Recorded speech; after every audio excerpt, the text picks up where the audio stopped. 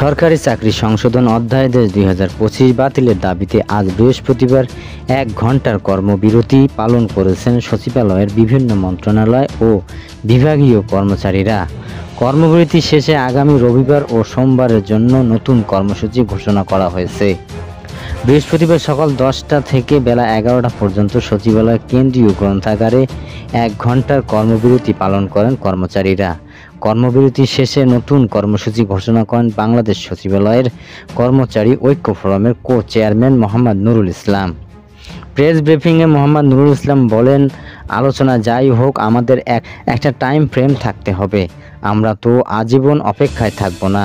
ঈদের আগে আমাদের হাতে সময় আছে ৪ দিন।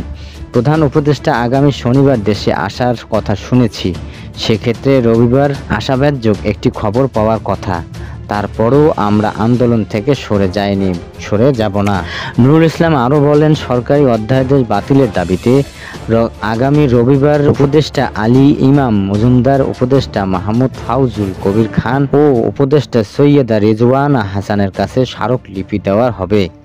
সোমবার স্মারকলিপি দেওয়া হবে উপদেষ্টা মাহফুজ আলম ও উপদেষ্টা আসিফ মাহমুদ সজীব ভূঁইয়ার কাছে।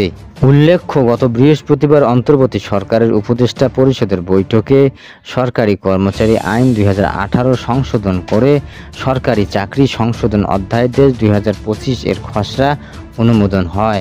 এরপর থেকে এই অধ্যাদেশের বিরোধিতা করে আন্দোলনের নামে বিভিন্ন মন্ত্রণালয় ও বিভাগের কর্মচারীরা। আন্দোলনের মধ্যে গত রবিবার সন্ধ্যায় সরকারি চাকরি সংশোধন অধ্যাদেশ ২০২৫ জারি করে সরকার।